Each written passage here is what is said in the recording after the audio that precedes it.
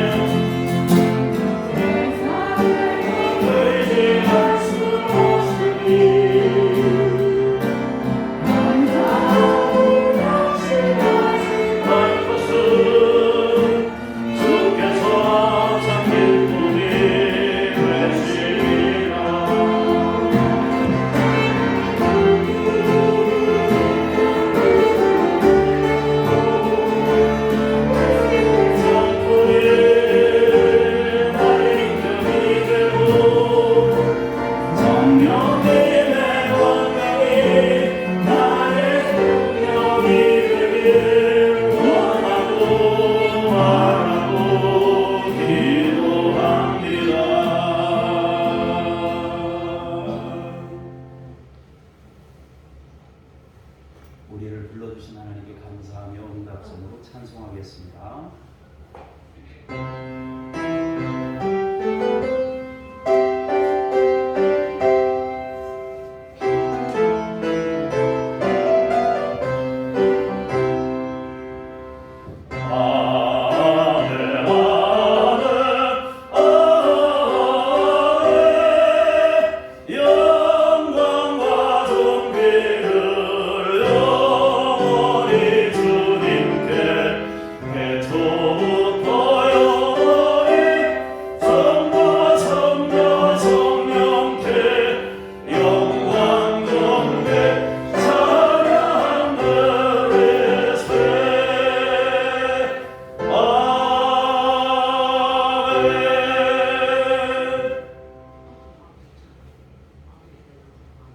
너희는 유혹의 욕심을 따라 썩어져가는 구습을 따르는 옛사람을 벗어버리고 오직 너희의 심령이 새롭게 되어 하나님을 따라 의와 진리의 거룩함으로 지으심을 받은 새 사람을 이루라. 주여, 새날을 맞았습니다. 우리의 마음과 영혼도 새 사람이 되게 하옵소서. 예수님 이름으로 기도합니다. 아멘.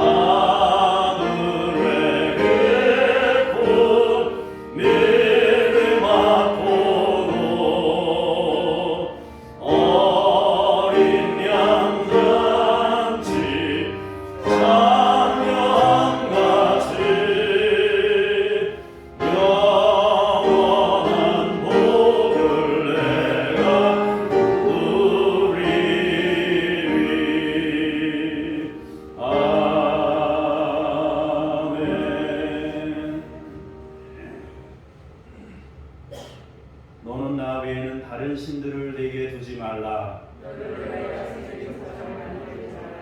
너는 내 하나님 여호와의 이름을 망령되게 부르지 말라. 내 부모를 공경하라. 간음하지 말라. 내 이웃에 대하여 거짓 증거하지 말라. 아멘. 참회의 기도로 함께 기도합니다. 매일 매 순간 우리를 사랑하시며 복된 길로 인도하여 주시는 하나님, 온갖 염려와 걱정에 얽매여 살던 저희가 이 시간 주님 앞에 섰습니다. 지난 한 주간을 돌아보니 저희는 참 목자가 되시는 주님의 음성에 귀를 기울이지 않았습니다. 푸른 풀밭과 쉴만한 물가로 이끌어 주셨건만 저희는 내 생각과 내 고집을 앞세우며 죄악이 넘쳐나는 위험한 길로 다녔습니다. 그리하여 우리 삶에는 평안함이 없었고 참된 만족도 없었습니다. 이 허전함을 달래기 위하여 세상의 방법을 따라 살기도 하였습니다. 오 주여, 그릇된 길로 나아갔던 저희들의 어리석음과 완악함을 용서해 주옵소서. 이제부터는 목자가 되시는 주님의 음성에 귀를 기울이며 순종하는 삶을 살게 하여 주옵소서. 예수님의 이름으로 고백의 기도를 드립니다. 아멘. 잠시 침묵으로 기도하겠습니다.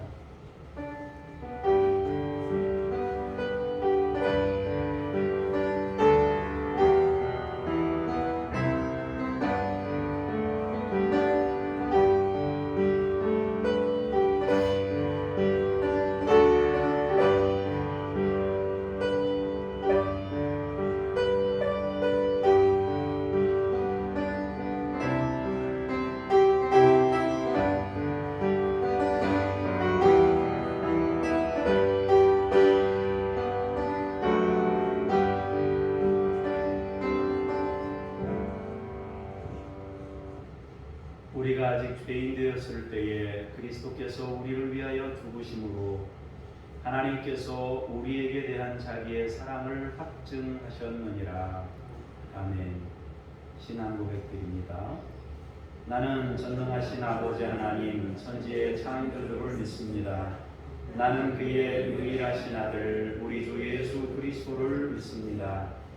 그는 성령으로 잉태되어 동정녀 마리아에게서 나시고 본디오 빌라도에게 고난을 받아 십자가에 못 박혀 죽으시고 장사된 지 사흘 만에 죽은 자 가운데서 다시 살아나셨으며 하늘에 오르시어 전능하신 아버지 하나님 우편에 앉아 계시다가 거기로부터 살아있는 자와 죽은 자를 심판하러 오십니다.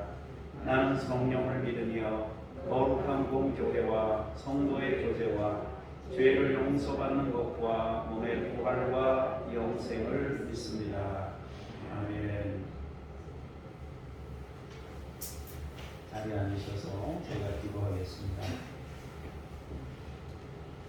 거룩하시고 자비로우신 하나님 아버지, 세상 무궁토록 감사와 찬송과 영광을 홀로 받으시옵소서. 예배하는 저희가 우주 만물을 창조하시고 권능으로 온 세계를 다스리시는 성부 하나님께 온전한 영광을 올려드립니다. 죄인들을 구원하시기 위하여 육신이 되어 이 땅에 오시고 그 힘들고 무거운 십자가를 지신 성자 예수님께 경배를 드립니다. 오늘도 우리 안에 내주하시며 고단한 인생길에 용기와 희망을 주시며 예배를 인도하여 주시는 보혜사 성령님께 감사를 드립니다. 영과 진리로 드리는 이 예배를 기쁘게 받아 주옵소서. 오늘도 말씀을 통하여 주시는 생명의 능력을 맛보게 하시고 우리의 실제에서 현실적 체험이 있게 하옵소서. 그리고 변화를 이루는 주님의 사람으로 세워주소서. 우리 구주 예수님의 이름으로 기도합니다. 아멘.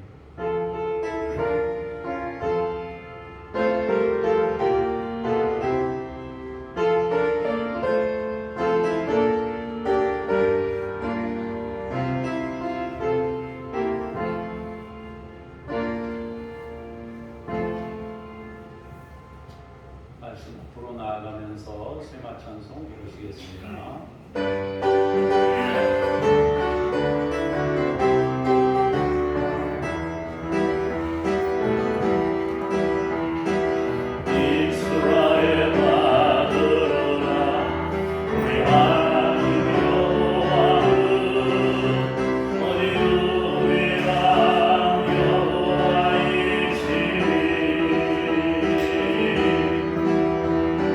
넌 마음을 다하고 구슬라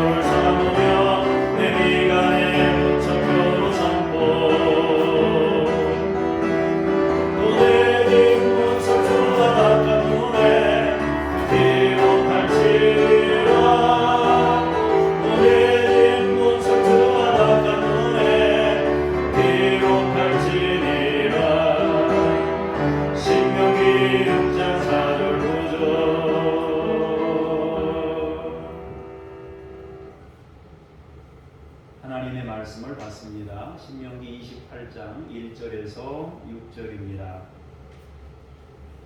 내가 내 하나님 여호와의 말씀을 삼가 듣고 내가 오늘 내게 명령하는 그의 모든 명령을 지켜 행하면 내 하나님 여호와께서 너를 세계 모든 민족 위에 뛰어나게 하실 것이라. 내가 내 하나님 여호와의 말씀을 청종하면 이 모든 복이 내게 임하며 내게 이르리니 성읍에서도 복을 받고 들에서도 복을 받을 것이며 내 모의 자녀와 내 토지의 소산과 내 짐승의 새끼와 소와 양의 새끼가 복을 받을 것이며 내 광주리와 떡반죽 그릇이 복을 받을 것이며 내가 들어와도 복을 받고 나가도 복을 받을 것이니라. 아멘. 주님께 감사합니다. 사도행전 10장 33절에서 35절 말씀을 정동수 집사님께서 봉독하시겠습니다. 내가 곧 당신에게 사람을 보냈는데 오셨으니 자라날나이다. 이제 우리가 주께 당신에게 명하신 모든 것을 듣고자 하여 다 하나님 앞에 있나이다. 베드로가 입을 열어 말하되 내가 참으로 사람의 외모를 보지 아니하시고 각 나라 중 하나님이 경외하며 의를 행하는 사람은 다 받을 줄 깨달았노라. 아멘. 주님께 감사합니다. 누가복음 5장 1절에서 11절 말씀입니다. 제가 한 절, 여러분들이 한 절 보시겠습니다. 우리가 몰려와서 하나님의 말씀을 들을새 예수는 게네사렛 호숫가에 서서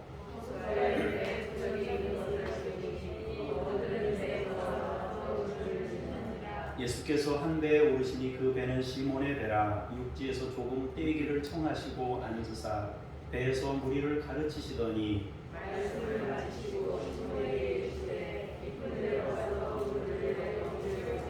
시몬이 대답하여 이르되 선생님 우리들이 밤이 새도록 수고하였을 때 잡은 것이 없지만 말씀에 의지하여 내가 그물을 내리니이다 하고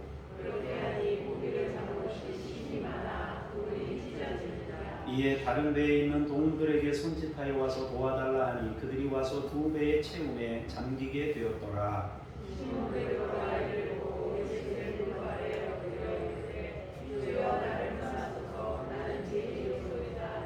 이는 자기 및 자기와 함께 있는 모든 사람이 고기 잡힌 것으로 말미암아 놀라고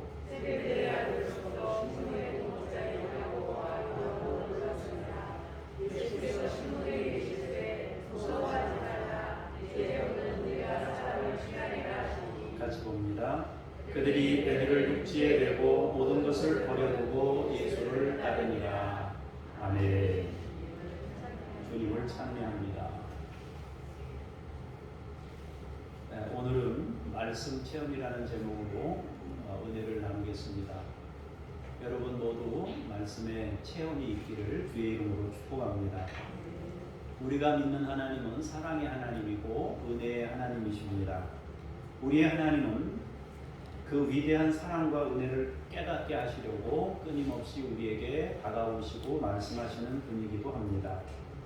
하나님은 성경으로 말씀하셨습니다. 주님이 지으신 천지 만물을 통해서 우리에게 말씀하고 계십니다. 선지자를 통해서 말씀하셨고 예수님을 통해서 말씀하셨습니다. 그렇게 말씀하신 우리 하나님께서는 지금도 말씀하고 계십니다. 또한 앞으로도 말씀을 멈추지 않으시고 끊임없이 우리에게 말씀하실 것입니다. 말씀을 깨달으면 변화가 일어납니다. 생명이 살아납니다. 나의 가치를 발견하게 됩니다. 나의 존재가 어떤 것인지 정확히 볼 수 있게 되는 겁니다. 우리의 보는 눈이 변화됩니다. 세상을 볼 때 이전과는 다른 방식으로 보게 되고 옛날에 보던 세상하고 말씀 체험하고 나서 보는 세상이 다르게 보이는 것입니다. 존재하는 모든 것들을 보면서 감동하게 됩니다. 옛날에는 작게 여겨졌던 것들이 주님을 만나게 되면 그 작은 것들이 소중함을 깨닫게 되고 무가치해 보이던 것들이 굉장히 의미 있는 것들임을 발견할 수 있게 됩니다. 다른 사람들을 볼 때 긍휼의 마음을 갖게 됩니다. 그리고 사랑의 대상으로 보이게 됩니다. 그러므로 말씀을 만난다는 것은 굉장한 일입니다. 여러분이나 저나 우리는 반드시 말씀을 만나야 합니다. 말씀은 생명의 본질이고 사랑 그 자체입니다. 다만 우리가 그것을 깨달을 수 있도록 문자로, 음성으로, 삶으로 혹은 주님이 지으신 만물을 통해 말씀하시는 것입니다. 그러나 그 중에서도 하나님께서는 우리에게 예배라는 시간을 통해 설교를 듣게 하심으로 말씀하시는 방편을 가장 가까운 은혜로 주셨습니다. 하나님께서 말씀하는 방법을 여러 가지를 선택하셔서 우리에게 말씀하고 계시지만 예배라는 방편, 우리가 지금 드리는 예배라는 방편을 통해서 말씀하시는 것을 우리에게 가장 가까운 은혜로 허락하셨다는 말입니다. 그러므로 예배와 말씀의 시간은 아주 소중합니다. 근데 우리가 말씀을 접할 때 몇 가지 과정이 있습니다. 첫 번째로 따라하십시다. 말씀을 들어야 합니다. 말씀을 들어야 합니다. 여러분이 말씀을 듣는지 안 듣는지 여기 서 있으면 다 보입니다. 제가 신령해서 보이는 게 아니고 여러분들도 여기 서가지고 한번 이렇게 예배 드리는 동안 보시면 보일 거예요. 여러분이 외출을 갔다 오는지 여기 가만히 이 자리에 있는지 그게 다 보여요. 외출 나갔다 오면 벌써 여러분의 눈동자가 달라집니다. 그러니까 외출 가지 마시고 하나님의 말씀을 정확히 듣는 게 중요해요. 듣는 것은 주의 깊게 귀를 기울이는 것을 말해요. 우리가 듣지 않고 깨닫는 방법 없어요. 오죽했으면 영적인 하나님이 육신의 귀에다가 우리 육신의 귀에다가 말씀을 자꾸 들려주시겠어요. 깨달으라고. 영적인 분인데 영적인 분은 영적으로 말씀하셔야 되는데 우리 육의 귀에다 자꾸 들려주는 거예요. 너무 답답하니까 그렇게 하신 거예요. 우리 육신의 귀로 듣는 과정이 먼저 있어야 돼요. 귀에 들려서 마음으로 생각할 때 뭔가 새로운 일이 시작할 수 있습니다. 그러므로 반드시 말씀을 듣는 데 집중해야 돼요. 뭐 들려야 뭐 알지 안 듣는데 여러분 성경 읽어보실 때도 아실 거예요. 성경을 읽을 때 말씀을 여러분 그 암송 그 말씀 듣잖아요. 그 듣는 그 뭐라 그래요? 음원 뭐 이렇게 해서 듣잖아요, 그죠? 그게 다 들어와요? 아니면 잡생각이 나요? 잡생각이 나죠. 여러분들은 기도 생활을 많이 하셔가지고 아마 잘 들릴 거예요. 그렇게 말씀이 이렇게 들리는데 다 들리질 않아요. 그리고 또 어때요? 성경을 읽을 때에도 그 읽는 성경이 집중이 되냐 말이에요. 저도 체험하지만 아침에도 제가 이제 성경을 5장 읽고 나왔는데 매일매일 이제 성경을 5장이든 6장이든 이렇게 읽는단 말이에요. 읽는데 뭔 그렇게 세상 근심이 많고 걱정 근심이 많은지 읽는데 눈으로는 읽고 입으로는 읽는데 생각은 딴 데 외출을 가는 거예요. 그러니까 읽은 건데도 무슨 내용을 읽었는지 몰라요. 성경을 읽다가 누가 불러요. 그래서 누가 불러서 나갔다 왔으면은 어디까지 읽었는지 알아야 되잖아요. 그죠?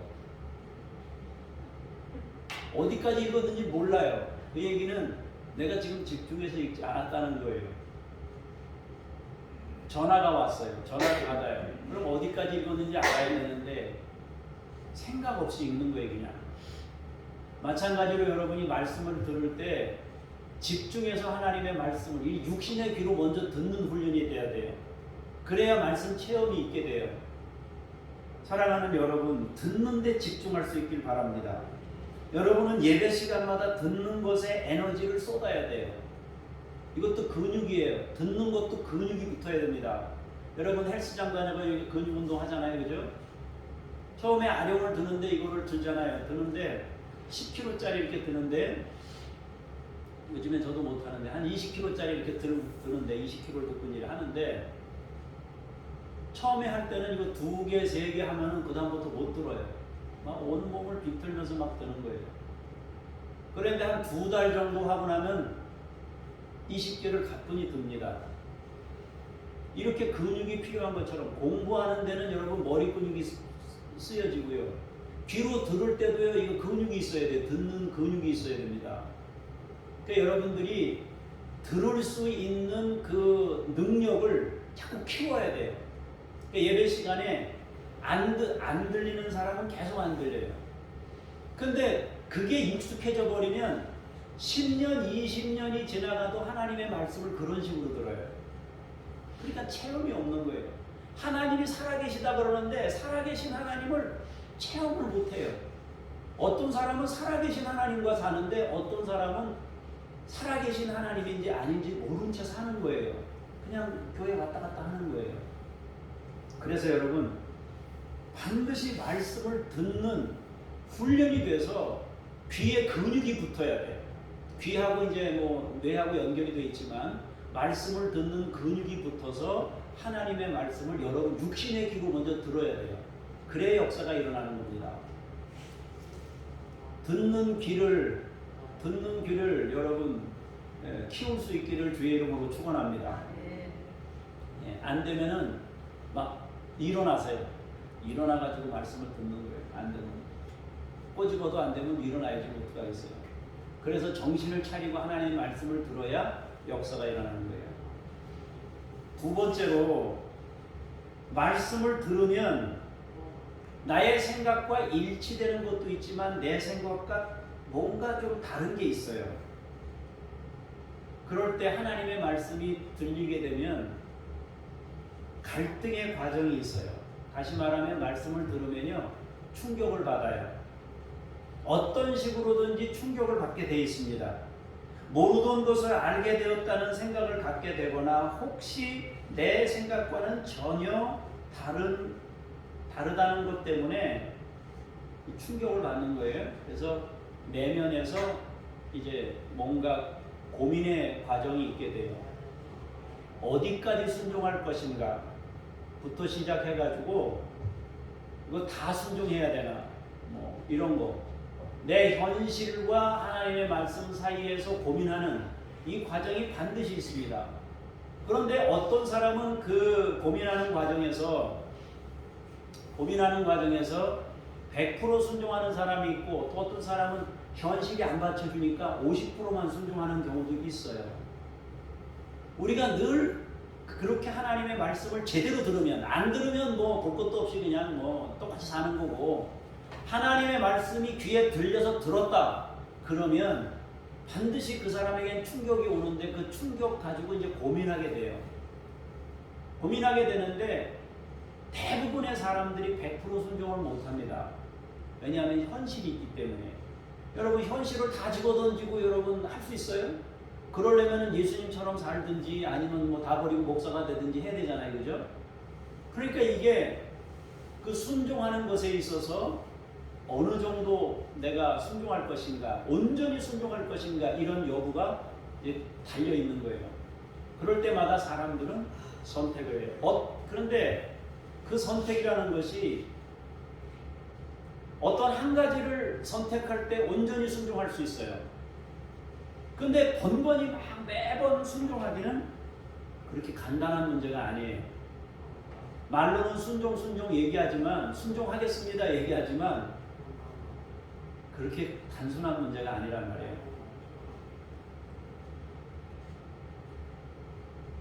그래서 세 번째로는 순종의 과정이 있는 거예요. 말씀을 듣고 순종하는 것을 하게 되면 반드시 말씀 체험이 있게 됩니다. 순종할 때 체험이 일어나는 거예요. 순종하지 않으면 체험이 없어요. 근데 순종하면 체험이 있습니다. 그래서 말씀은 귀로 듣고 들으면서 이제 내면 안에서 이제 뭐 뭔가 고민이 일어나고 현실 감안도 해보고 이런 생각 저런 생각도 막 한단 말이에요. 그 과정을 거치고 나면 순종하는 여부에 따라서 체험이 일어납니다. 그런데 말씀의 체험이 있기 전에 선택하는 과정에서 모두 따라옵니까? 시험도 따라와요. 시험이 따라온다는 거는 이제 뭐 여러 가지, 이걸 내가 했을 때 어떤 문제가 닥칠 것인가에 대한 고민도 하고, 또 어떤 면에서는 더 상황이 악화되는 결과를 얻을 수도 있어요. 우리가 아브라함이 이삭을 드릴 때 드리기 전까지는 체험을 못 하잖아요. 근데 드리고 났을 때 여호와 이레를 체험하잖아요. 그래서 하나님을 고백할 때 당신은 여호와 이레 준비하시는 하나님입니다. 이렇게 고백하잖아요. 그죠?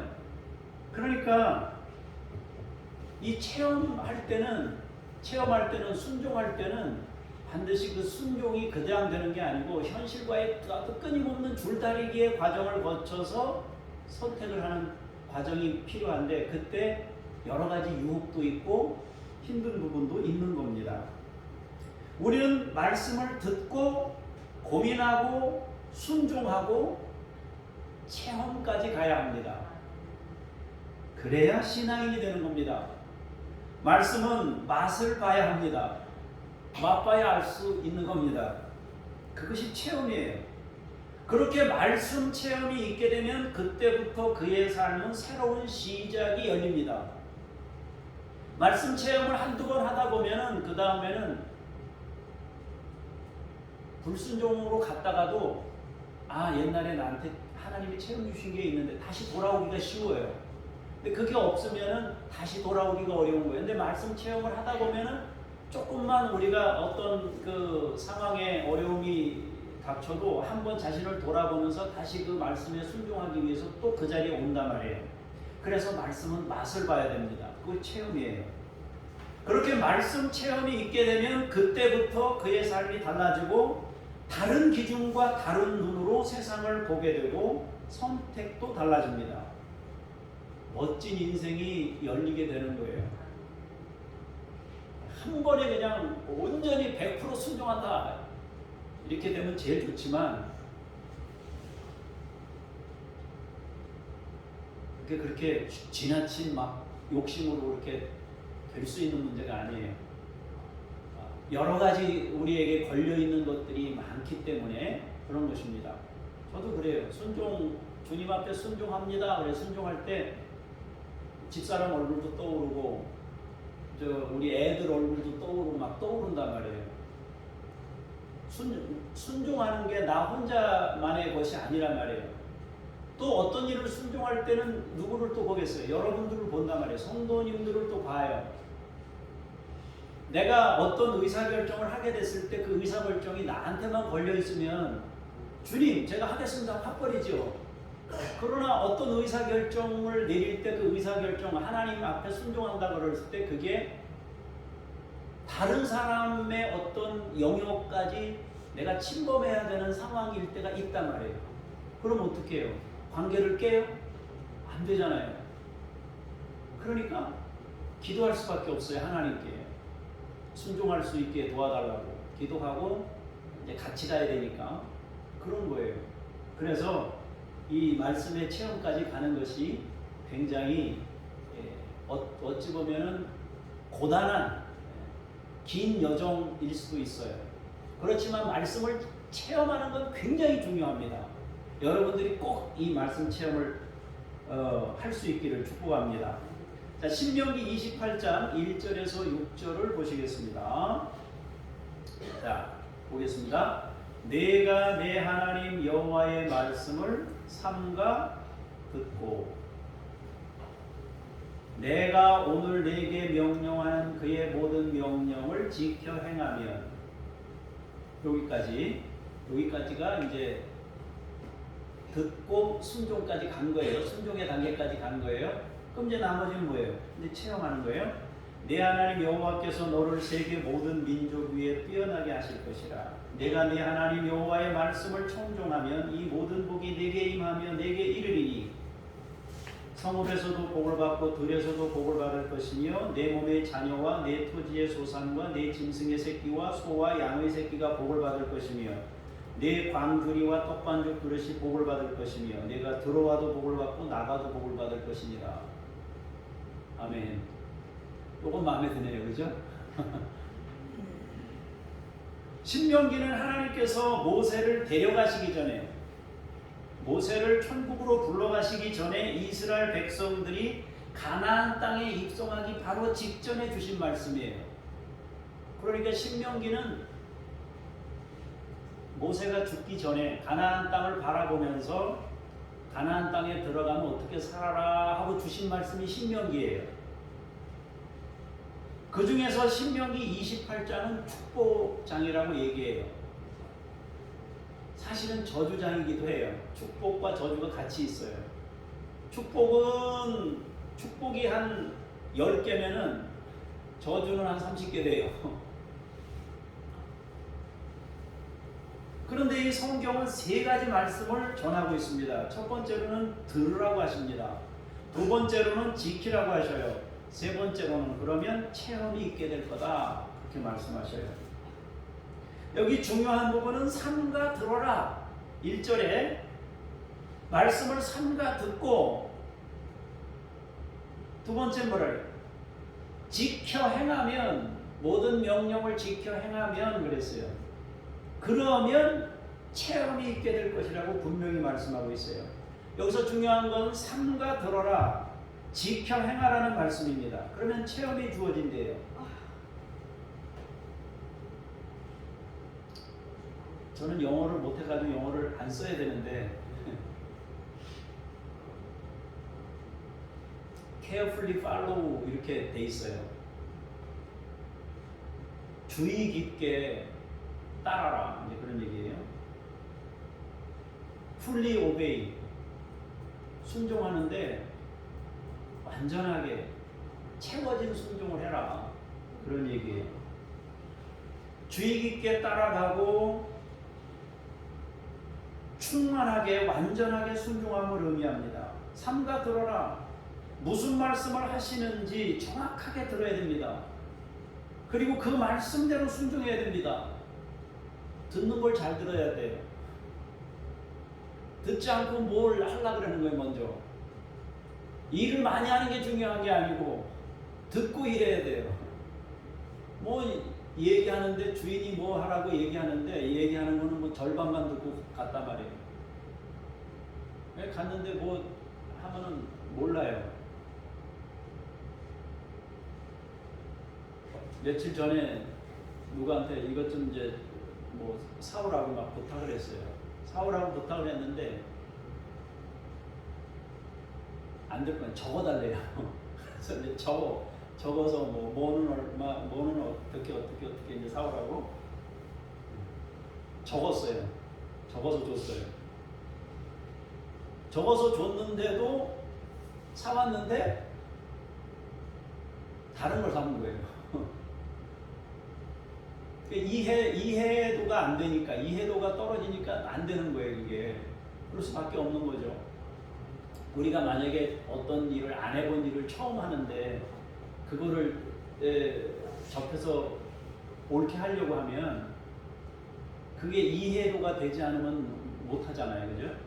그래서 주의 깊게 주님을 따라가는 것이 중요해요. 그래서 여러분 그 아브라함을 하나님이 부르실 때도 뭐라 그랬어요? 내가 너에게 보여줄 땅으로 가라. 보여줄 땅으로 가라, 그 얘기는요, 내가 너에게 정해준 땅으로 가라가 아니고 보여줄 땅으로 가라는 얘기는 아브라함이 지금 하나님의 그 세계를 봤다는 거예요, 못 봤다는 거예요? 못 봤다는 거죠.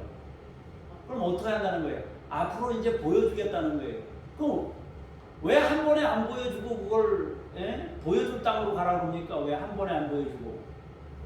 한 번에 볼 수 있을 것 같으면 그냥 예수 다 믿죠. 인생을 통해서 계속 보는 거예요. 그래서 아브라함이 그 하나님을 보기까지 얼마나 시간이 걸려요. 애굽에도 갔다가 왔다가 그랄로 또 갔다가 왔다가 문제가 생기잖아요, 자꾸. 그러면서 과정을 반복하는 거예요. 야곱은 안 그랬습니까? 마찬가지죠. 그 과정들을 반복하는 거예요. 그러면서 알게 되는 거죠.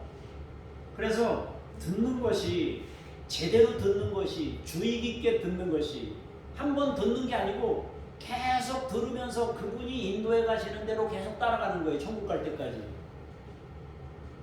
보여주시는 곳으로 따라가는 거예요. 인도함 받아서 이렇게 딱 어디 정해놓고 딱 가는 게 아니라 그분이 이렇게 인도해 가시는 대로. 그러면 말씀을 체험하게 됩니다. 하나님께서는 어떤 약속을 하시고 있나요? 모든 민족 위에 뛰어나게 하신다 그랬어요.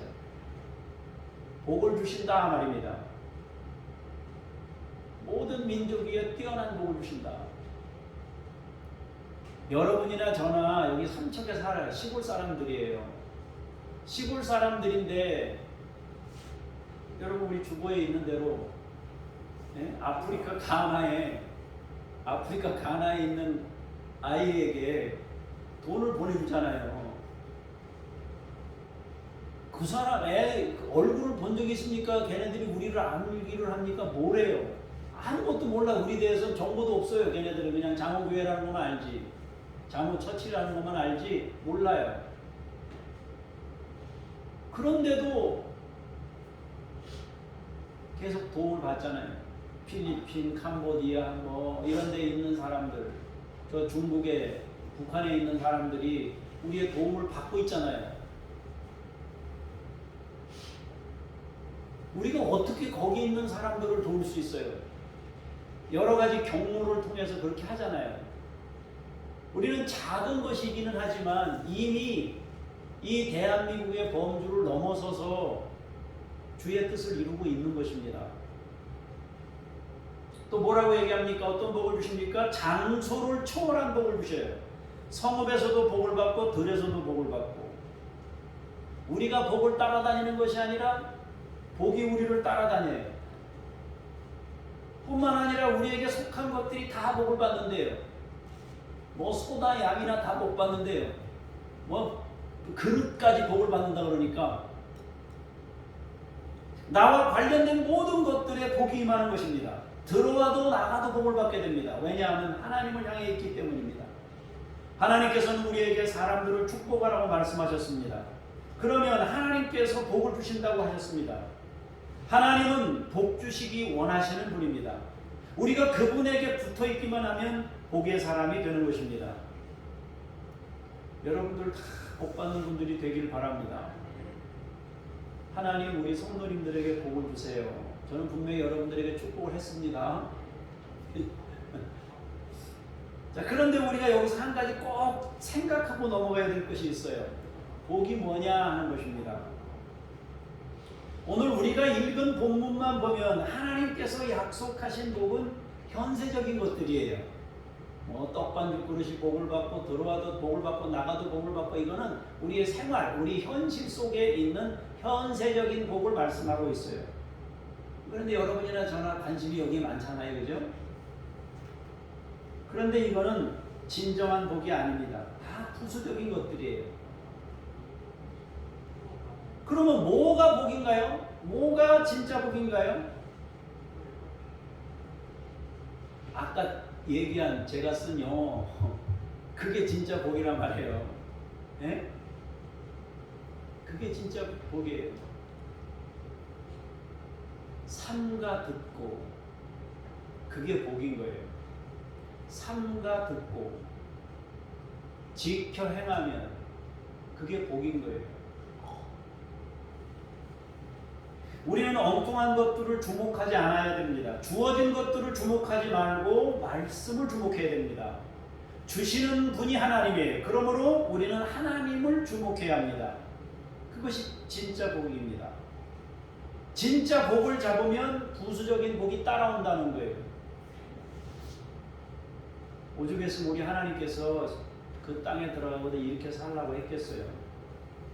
그게 중요하니까. 근데 사람들은 이걸 이렇게 하면 이거 준다 그러는데, 이렇게 하면은 없어요. 이렇게 하면은 어디 갔는지 없어요. 잊어버리고 사는 거예요. 이것만 생각나는 거예요. 뒤에 거, 받는 거, 주시는 복만 생각하고 이 앞에 거는 생각 안 해요. 이 뒤에 거는 누가 할 일이에요? 하나님이 하실 일이에요. 이거는 앞에 거는 누가 할 일이에요? 우리가 할 일이에요. 그러니까 우리는 우리가 할 일에 신경 써야 되는데 우리가 하나님이 하신 일을 이거에 신경을 쓰고 사는 거예요. 이거 바뀐 거잖아요. 하나님이 말씀하신 것에 보여줄 땅으로 걷는 인생이 되면 그 다른 것들, 하나님이 주실 것들은 주시는 거예요. 이게 중요하단 말입니다. 자, 사도행전 10장 33절 35절입니다. 시작.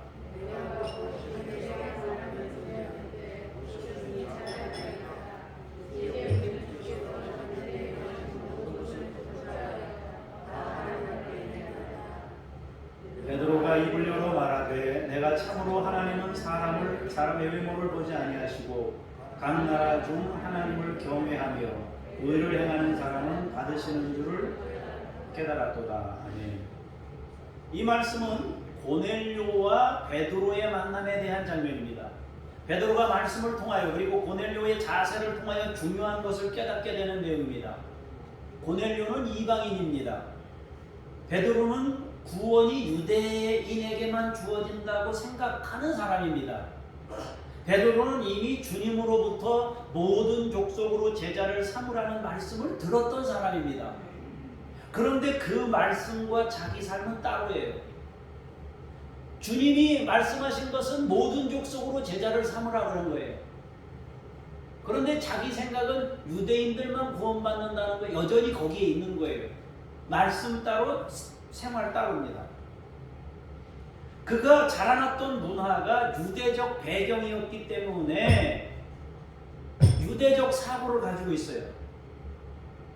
주님의 말씀을 들었고 제자 훈련도 받았고 승천하시면서 하나님의 당부의 말씀도 받았어요. 그럼에도 불구하고 유대인과 이방인은 달라 그렇게 생각한 거예요. 구원받는 데 있어서 달라 이렇게 생각한 거예요. 남자와 여자는 달라 이렇게. 남자와 여자가 다른 거는 하나님이 창조하실 때 그 다름이고 우리가 인격으로 볼 때는 동등하게 우리가 대해야 되는 게 맞잖아요. 그죠? 기능 면에서 조금 다르지만 근본적으로 하나님이 창조하신 인격을 가진 존재라는 점에서는 동등하잖아요. 근데 유대인과 이방인은 다르다고 생각한 거예요. 문화가 다르다는 게 아니라 구원에서 배제된다고 생각하는 거예요. 유대인만 구원받는다고 생각하는 거예요. 베드로가. 예수님은 아니라고 말씀하셨는데 모든 족속으로 제자를 삼으라고 말씀하셨는데 예수님께 3년을 훈련받은 이 제자도 여전히 그 문화적 틀을 못 깨고 거기에 묶여 있는 겁니다. 구원의 자격이 유대인과 이방인은 다르다고 여겼습니다. 그러다가 기도하는 중에 환상을 보고 느낍니다. 내 생각보다 하나님의 말씀이 더 중요하다고 여긴 겁니다. 그는 고민합니다. 이거 해야 되나 말아야 되나 고민하는 거예요. 그래 베드로에게 환상을 하나님께서 보자기 환상을 보여주시잖아요. 잡아먹으라 그러는데 베드로가 예 했어요 아니요 했어요.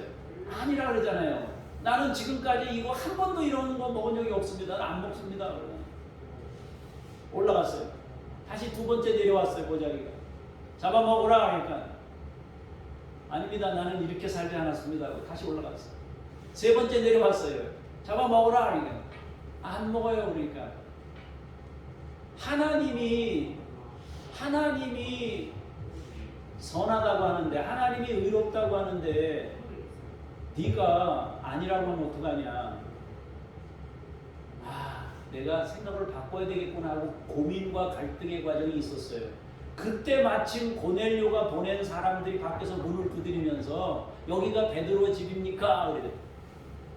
요빠 시몬의 집이 맞습니까? 그러니까 어쩐 일이냐? 그러니까 우리는 고넬료가 보내서 왔습니다.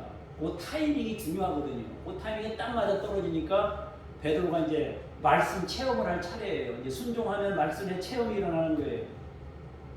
그래서 하나님의 음성을 듣고 마음을 고쳐요. 그때 고넬료의 집으로 가게 되는데 그런데 놀라운 일이 벌어졌어요. 고넬료의 집에 갔는데 고넬료가 자기 집안 식구들을 다 모아놓고 아주 온순한 양처럼 다 기다리고 있는 거예요, 전부 다.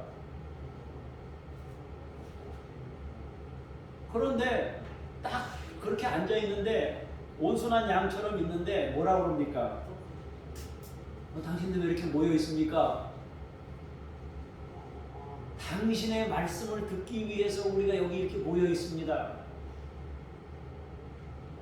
베드로는 지금까지 한 번도 이런 태도와 자세를 가진 사람을 만나본 적이 없는 거예요.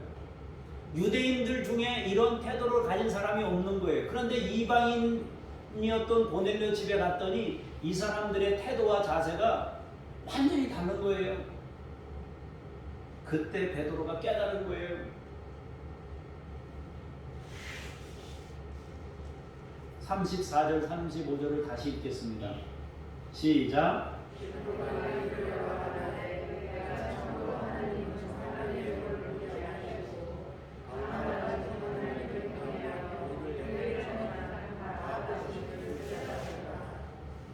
아멘. 하나님은 외모를 보시는 게 아니었구나. 유대인과 이방인 이런 걸 가리는 게 아니시구나. 먼저 된 사람 나중 되는 거 안 가리는구나. 남자나 여자나 안 가리는구나. 신분을 가리지 않는구나. 우리 하나님은 그런 분이 아니시구나 하는 걸 깨달은 거예요. 유대인이나 이방인이나 차별하거나 가리지 않으시는 분이구나. 누구든지 하나님을 경외하는 자에게 은혜를 베푸시는 분이구나. 하나님은 의를 향해 있는 사람에게는 누구에게나 열려 있으시구나. 이것을 깨닫게 된 겁니다. 고넬료는 결국 베드로는 결국 고넬료를 위해 말씀을 전하고 기도합니다.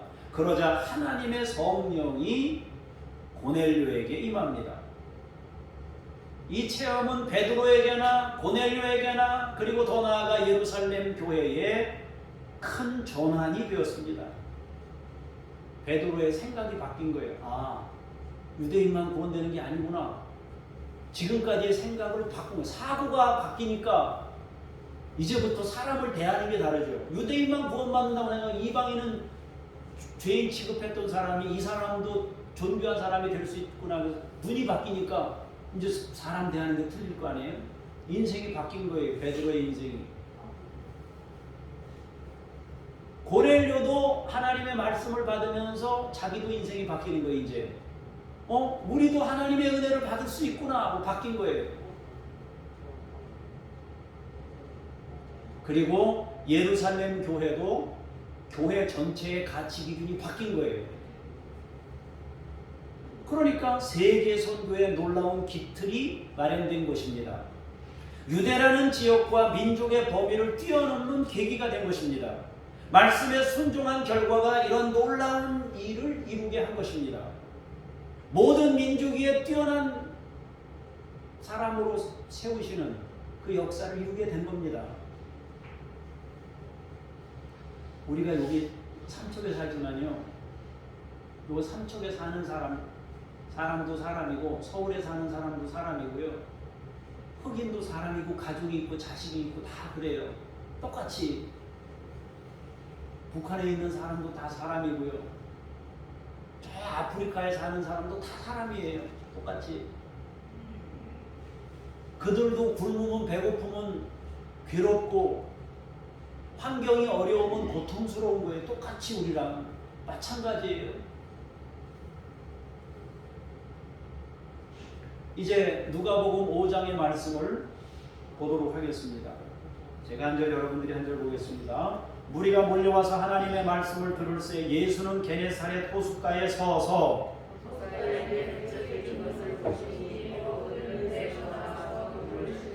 예수께서 한 배에 오르시니 그 배는 시몬의 배라. 육지에서 조금 떼기를 청하시고 앉으사 배에서 무리를 가르치시더니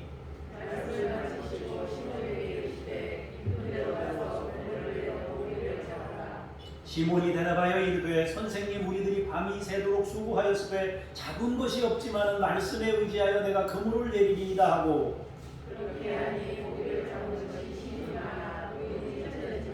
이에 다른 배에 있는 동무들에게 손짓하여 와서 도와달라 하니 그들이 와서 두 배의 채움에 잠기게 되었더라.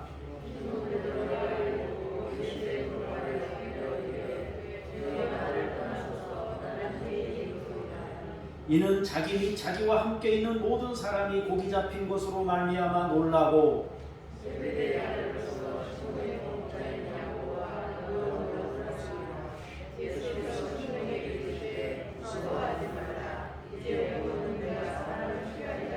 같이 봅니다. 그들이 베드로를 육지에 대고 모든 것을 버려두고 예수를 따르니라. 아멘. 조금 전에는 베드로와 고넬료가 만난 장면입니다. 이 장면은 베드로와 예수님이 만나는 장면입니다. 베드로는 어부입니다. 밤새도록 고기를 잡고자 힘썼지만 빈손이었습니다. 그렇게 빈손으로 그물을 추리고 있는데 주님이 오셨습니다. 그는 베드로에게 배 좀 잠깐 빌려다오. 주님은 배 위에서 사람들에게 말씀을 전하고 싶어서 그런 겁니다. 많이 사람들이 모이니까. 사람들은 주님의 말씀을 듣습니다. 그리고 베드로도 배 아래서 주님의 말씀을 듣습니다. 베드로가 턱 밑에서 하나님 말씀, 예수님 말씀 들은 거예요. 턱 밑에서. 왜냐면 자기 배를 빌렸으니까. 배를 끌어다가 육지에다 올려놔야 되거든요, 얘를. 예. 이런 바다가 아닙니다. 호수입니다, 호수. 그러니까 배가 어쨌든 묶어놓든지 뭘 해야 되는데, 주님이 잠깐 육지에서 배를 약간 떼기를 원하셨으니까 요만큼 떨어뜨려 놓은 거잖아요. 그 베드로는 거기서 지금 이 배, 자기 배니까 다 버려도 갈 수 없잖아요. 집으로 못 가잖아요. 밤새도록 고생했는데 주님이 잠깐 배 빌려달라고 하니까 그래서 어쩔 수 없이 그 배를 빌려줬으니까 멀리 가 있겠습니까? 당연히 그 배 밑에서 말씀을 들을 수밖에 없는 입장이에요, 지금. 베드로는 사실 피곤해요. 주님이 말씀하시니 허락은 했어요. 밤새도록 수고했기 때문에 쉬고 싶어요. 근데 주님이 배를 빌린 거예요. 주님이 말씀하시니까 허락한 거예요. 그럼 뭐 베드로가 예수님의 뭐 제자라도 됩니까? 아직은 제자 전이잖아요. 그런데 주님이 빌려달라고 하는데 빌려줬단 말이에요. 밤새도록 고생하고 나왔는데 빌려달라고 하니까 빌려준 거잖아요. 근데 이건 사실 즐겁고 유쾌한 마음으로 빌려준 건 아니에요. 만일에 저라도 배 타고 나갔다가 빈손으로 와서 별로 기분도 유쾌하지도 않은데 와서 그거 배를 빌려달라고 그러면 잠깐 타는 건 괜찮지만 거기서 말씀을 전하려고 빌려달라고 그러면 그거 내주는 게 좋은 건 아니에요. 그러나 그 턱 밑에서 말씀을 듣는 중에 뭔가 남다른 걸 느끼게 됩니다. 전혀 들어본 적이 없는 말씀을 들었기 때문입니다. 베드로는 이미 그 턱 밑에서 말씀을 들으면서 뭔가 느꼈어요. 목사님, 성경에는 없는데 베드로가 뭔가를 느꼈다는 거 어떻게 합니까? 주님께서 말씀을 마치시고 베드로에게 그물을 깊은 데로 가서 다시 던지라고 말씀하셨을 때 베드로의 반응이 그걸 증명하는 거예요. 배 빌려주는 것도 귀찮은데 다시 그물 내리라고 하는데 예 하고 가겠습니까? 여러분 같으면 뭐 이런 사람이 다 있어. 배 빌려줬으면 됐지, 그만 가세요 그러고 말지 뭐를 배를 끌고 떠나가겠냐고요. 밤새도록 했는데. 그런데 말씀에 의지하여 가겠습니다. 그 얘기는 턱 밑에서 말씀을 듣는 동안 뭔가 이 변화가 일어난 거예요. 색다른 느낌을 경험한 거예요, 베드로가.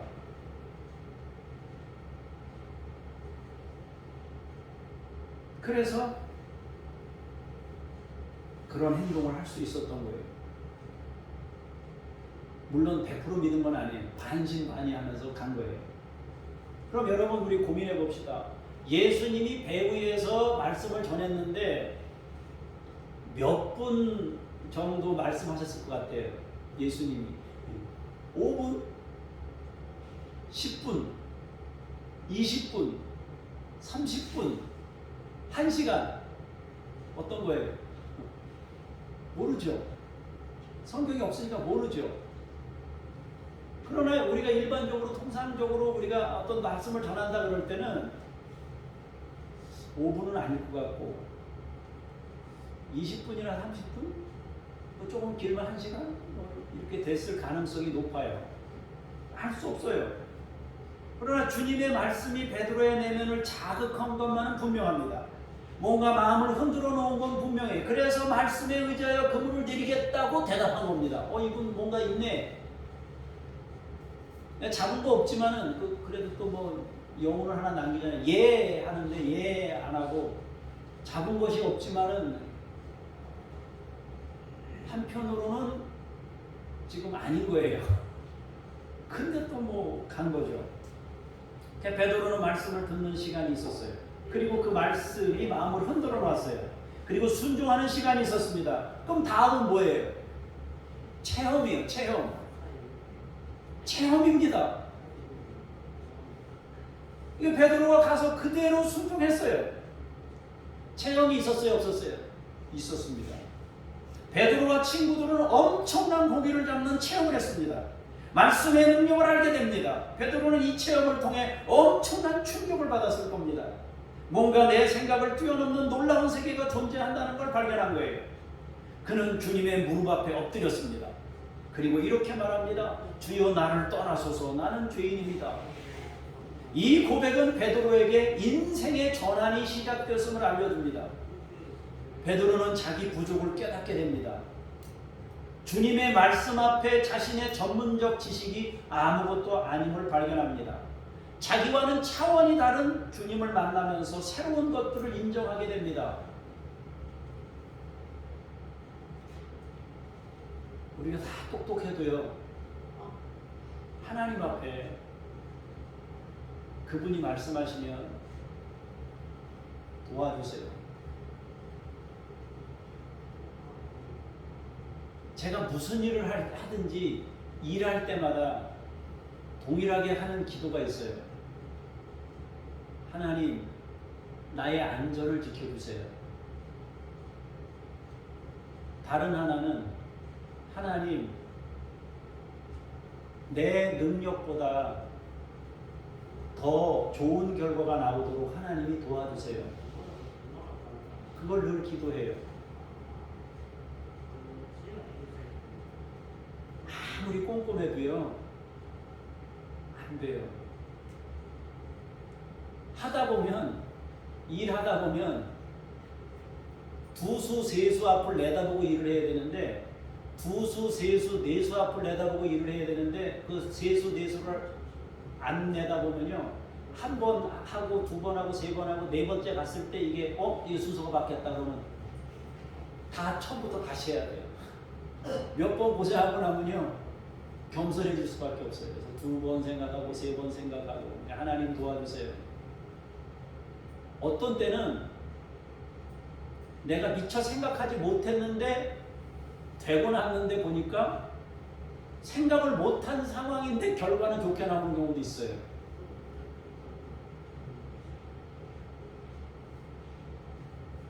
사랑하는 여러분, 나와는 차원이 다른 주님을 만나면 새로운 것들을 인정하게 되고 더 큰 세계, 더 놀라운 세계가 존재함을 깨닫는 것입니다. 주님은 약간의 자기 인식을 경험한 베드로에게 다시 말씀하십니다. 너는 이제 사람을 취하는 인생이 될 거다. 무서워하지 말라 그럽니다. 그러자 베드로와 친구들은 배들을 육지에 대고 모든 것을 버려두고 예수를 따르게 됩니다. 조금 전에 잡았던 고기, 자기 자신의 생활의 근거가 되는 배를 포기하고, 그렇다고 잡은 고기 다 버렸다는 얘기는 아닙니다. 주님을 따르게 됩니다. 그렇게 베드로는 주님의 제자로 부름받은 것입니다. 그러나 우리가 여기서 한 가지 더 생각해야 될 것이 있습니다. 그것은 베드로가 잡은 물고기에 놀랐지만 결국에는 그가 물고기를 추구하거나 거기에 마음을 두지 않았다는 점입니다. 여러분 같으면은 물고기 한번 배 완성했어요. 감사합니다 하고 끝날래요? 아니면은 주님 따라다니면서 계속 은혜를 입을래요? 선택을 잘해야 됩니다. 아까 처음에 말씀드린 거 그거 똑같은 거예요. 들어가도 나와도 복을 받는다는데 그걸 붙잡으려고 하다 보면 이거 요렇게 하면 이게 전제돼 있잖아요. 요렇게 하면 이렇게 된다고. 주님이 말씀하신 대로 했더니 이게 된 거 아니에요, 그죠? 그러면 내일도 깊은 데로 가면 되나? 안 그래요. 주님을 놓치면 안 되는 거예요. 그러니까 베드로가 지혜로운 선택을 하는 거예요. 주님을 안 놓친 거 아닙니까, 여러분? 막 이게 생기고 나니까 이쪽으로 쏠려서 이걸 잃어버리는 것이 아니라 더 중요한 본질을 안 놓쳤다는 게 중요한 것입니다. 잡은 고기에 치중하는 삶이 아닌 주님을 바라보는 삶이 되었기 때문에 베드로는 진짜 복받는 사람이 된 거예요. 그러니까 조금 전에 읽었던 사도행전에 나온 역사도 베드로가 보여줄 땅으로 가는 과정에서 가다가 여전히 유대주의에 묶여 있잖아요. 시오니즘에 민족주의 사고에 묶여 있잖아요.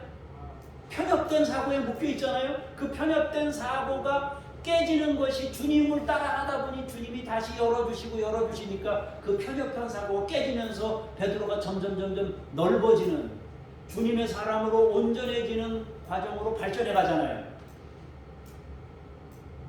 사랑하는 성도 여러분, 모두 말씀을 체험하는 분들이 되시기를 축복합니다. 말씀을 만날 수 있길 바랍니다. 말씀 듣기에 심혈을 기울이기 바랍니다. 말씀 들을 때 자세와 태도를 바꾸시기 바랍니다. 그렇게 말씀 듣기가 되면 충격을 받습니다. 그리고 고민하면서 순종하면 말씀을 체험할 수가 있습니다.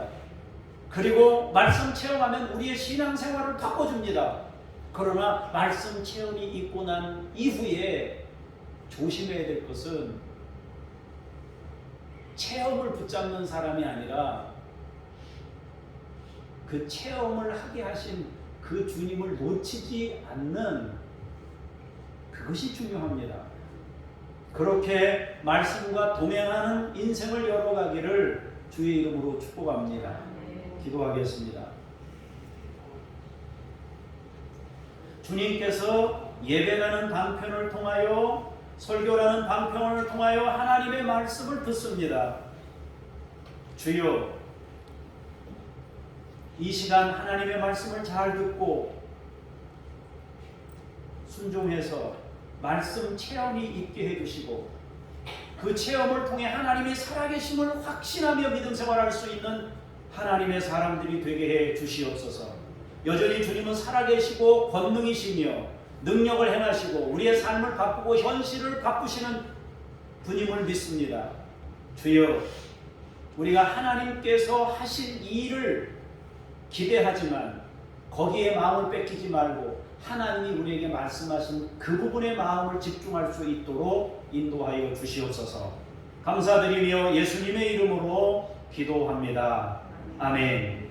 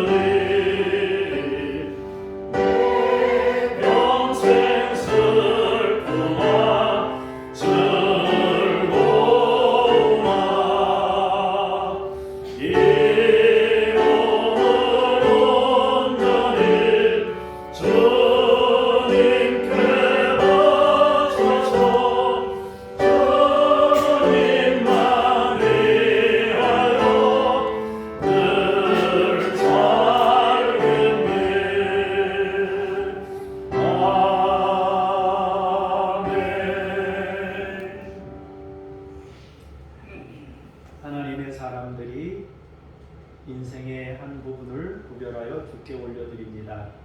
주께서 받아주시고 사랑하는 믿음의 식구들이 하늘의 복과 땅의 복을 받아 누리며 평생 주의 인도하심 따라 사는 거룩한 사람들 되게 해 주시옵소서. 감사드리며 예수님 이름으로 기도합니다. 아멘. 하늘에 계신 우리 아버지, 아버지의 이름을 거룩하게 하시며 아버지의 나라가 오게 하시며 아버지의 뜻이 하늘에서와 같이 땅에서도 이루어지게 하소서. 오늘 우리에게 일용할 양식을 주시고 우리가 우리에게 잘못한 사람을 용서하여 준 것 같이 우리 죄를 용서하여 주시고 우리를 시험에 빠지지 않게 하시고 악에서 구하소서. 나라와 권능과 영광이 영원히 아버지의 것입니다. 아멘.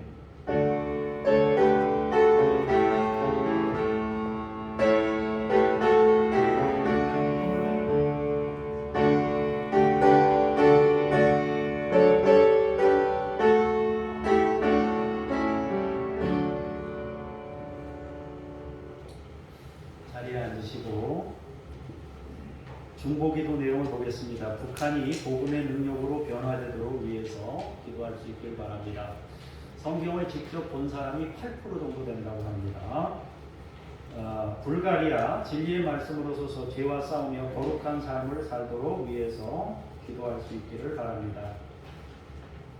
저녁에 오늘은 2시에 예배 안 하고 저녁에 7시에 예배가 있습니다. 우리 순서 맡으신 분들은 준비하셔서 하시고 잠시 그 특송 연습을 재직들을 하고 가도록 하겠습니다. 차는 조금만 이따가 운행하시고 연습을 한번 하시고 가시고 또 순서 맡으신 분들하고 권사님들은 제가 잠깐 여러분들하고 뭐 리허설까지는 아니고 약간 좀 설명을 좀 드린 다음에 그렇게 가시면 좋겠습니다. 우리가 그동안 보았던 포스터 밴데이지 대신에 가나, 아프리카 가나에 있는 중앙아프리카 쪽 이렇게 엉덩이처럼 생긴 그 밑에 있는 땅이 가나 땅인데 발음하기가 좀 어려운데 야바 임마누엘 몇 살이라 했더라? 13살짜리 야바 임마누엘이라는 아이를 우리가 새롭게 돕기로 했습니다. 여러분 그렇게 이해하시기를 바랍니다. 암송 찬양하고 제가 기도하고 오늘은 2시에는 예배가 없고 저녁 드시고 7시에 오시는 거예요. 차량은 6시 반에 이렇게 합니다. 그러니까 잊지 마시고 감사 목사님은 이민채 목사님, 동해교회 이민채 목사님입니다. 그러니까 여러분 잊지 마시고 7시에 빠지시면 안 돼요. 딴 데 가시면 안 됩니다. 오늘 전부 오셔야 돼요. 그렇게 하시고 저녁에 같이 뵙도록 하겠습니다. 잠깐 암송 찬양 2번 부르고 제가 기도하겠습니다.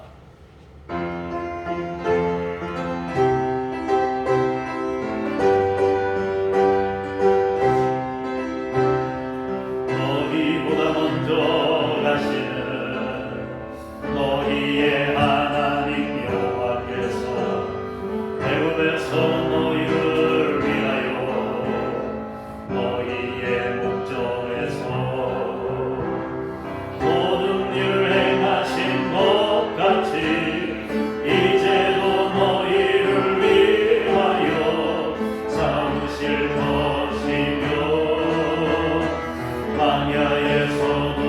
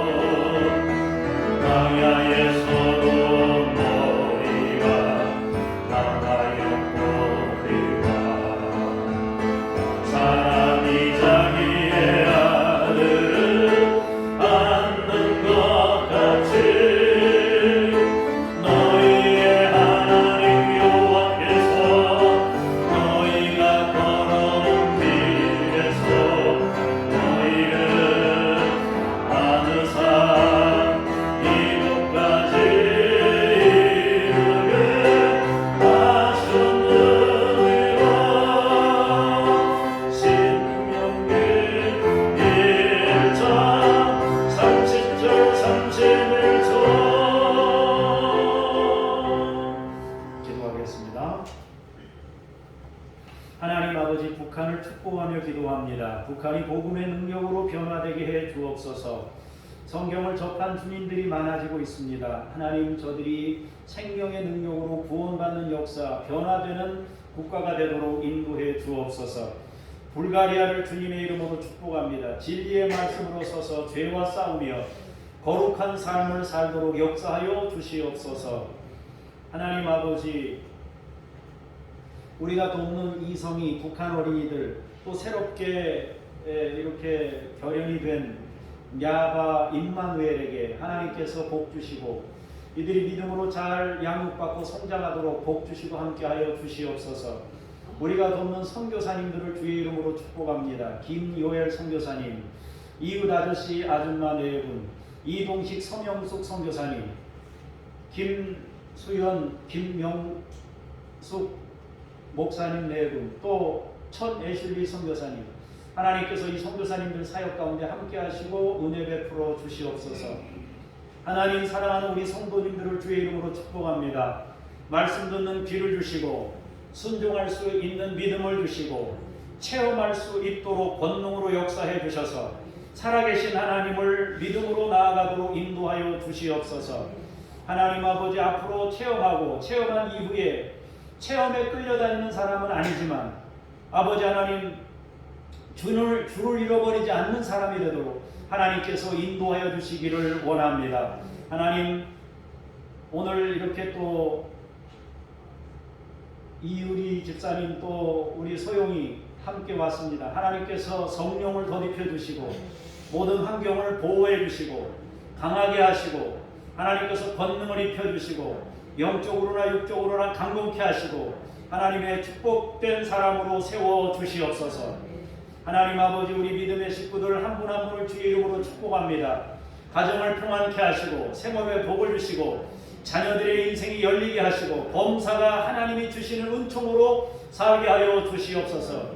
삶과 말씀을 듣게 하시고 들은 말씀에 순종함으로 말미암아 아버지 하나님, 들어가도 나가도 복을 받는 역사, 성경에 기록된 말씀이 우리의 현실이 되도록 살아가는 성도들에게 복 주시옵소서. 하나님 아버지, 이 지역을 거룩한 지역으로 주께서 바꾸시고 아버지 하나님의 생명의 문들이 열려지고 길이 열리도록 도와주시고 영혼들이 구원받으며 새 생명 얻도록 인도하여 주시고 교회를 세워 주시옵소서. 오늘 헌신 예배가 있습니다. 함께 참여해서 은혜 받을 수 있도록 도와주시고 하나님 아버지, 시간을 드리고 마음을 드릴 수 있도록 함께하여 주시옵소서. 감사드리며 주 예수 그리스도 이름으로 기도합니다. 아멘. 다 같이 일어나셔서 찬송 부르시면서 성령님과 함께 삶의 자리로 나아가겠습니다.